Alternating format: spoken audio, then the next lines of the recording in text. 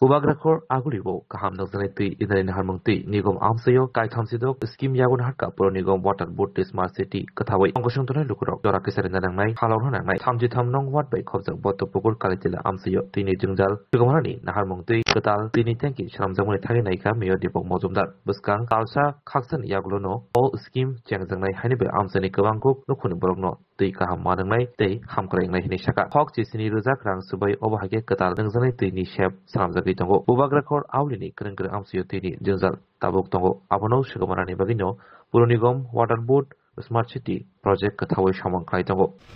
আগরতলা পৌর নিগমের ৩৩ নম্বর ওয়ার্ড অন্তর্গত এই ভট্টপুকুর এলাকা কালকিলি এলাকা জলের যে ক্রাইসিস ছিল বা এলাকার মানুষের চাহিদা বা সমস্যা ছিল সেই সমাধানের জন্য আমাদের এখানে একটা মডিফাইড আইআইপি তৈরি করা হচ্ছে। আশা হচ্ছে আগামী ১ থেকে ১.৫ মাসের মধ্যে এটা টোটালি আমরা সাপ্লাইটা করতে পারবো। এখানে প্রায় ২০০ পরিবারের মতো উপকৃত হবেন যাদের খুব জলের ক্রাইসিস ছিল, বিশেষ করে কালকিলি এলাকা।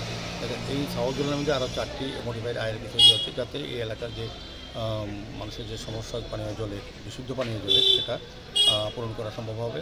তো আমাদের এখানে আগরতলা পৌর নিগম, স্মার্ট সিটি এবং জল বোর্ড সবাই মিলে কাজ করছেন। আমাদের তিনি এলাকার সাউথজনের চেয়ারম্যান কর্পোরেটর অভিজিৎ মন্ডলের বিশেষ উদ্যোগে আমি বলবো, এবং এই এলাকার লোকের সহযোগিতা এখানে জায়গা পাওয়া গেছে, কাজটা করা গেছে। আমাদের কাজ করার অনেক সুযোগ আছে, কিন্তু অনেক সময় আমরা সঠিক জায়গা যেখানে নির্মিত করা উচিত সেই জায়গা পাওয়া যায় না।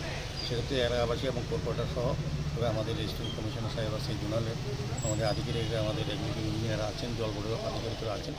সার্বিকভাবে আমি বলবো যে একটু সহযোগিতা করতে হবে এলাকার মানুষের।